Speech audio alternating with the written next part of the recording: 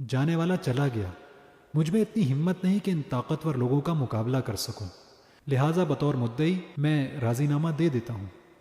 یہ کربناک الفاظ مقتول شاہ زیب کے مجبور والد کے ہیں، جس سے اس بات کا اندازہ لگانا کوئی مشکل نہیں کہ ان کے ساتھ کیا زبردستی کی گئی ہوگی.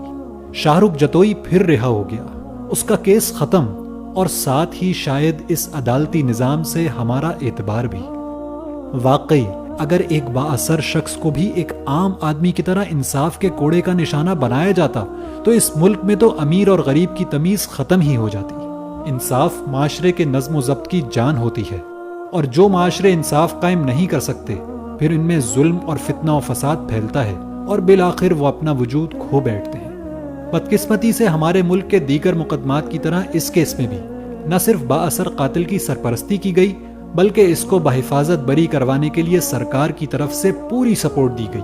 ہمارے یہاں ایک طبقہ اصل مسئلے پر بات کرنے کے بجائے یہ شور مچا رہا ہے کہ دراصل دیت کا قانون ہی خراب ہے، اور اس کی آڑ میں وہ اسلام اور اس کے احکامات کو نشانہ بنانا چاہتے ہیں. اعتراض کیا جا رہا ہے کہ دیت کے قانون میں مقتول کے وارثوں کو معاف کرنے کا حق نہیں دینا چاہیے، بلکہ یہ اختیار صرف ریاست کے پاس ہی ہو. حالانکہ دہشت گردی کی علیحدہ دفعات موجود ہیں جو اس مقدمے میں بھی شامل تھیں، جس میں دیت کے بدلے قاتل بری ہو ہی نہیں سکتا تھا. چنانچہ انسداد دہشت گردی کی عدالت نے شاہ رخ جتوئی کو سزائے موت سنائی. اس فیصلے کے خلاف اپیل ہوئی. شاہ رخ جتوئی کی جانب سے وکیل صفائی لطیف کھوسا نے ملزم کو کم عمر ثابت کروا کر کیس سے دہشت گردی کی دفعات نکلوا دی، اور حیران کن طور پر دوسری جانب صوبہ سندھ کے سرکاری وکیل نے اس پر کوئی اعتراض نہیں کیا. جی ہاں، یعنی یہاں وکیل صفائی اور وکیل سرکار ایک ہی پیج پر تھے، اور دونوں کا تعلق ایک لبرل جماعت پیپلز پارٹی سے تھا.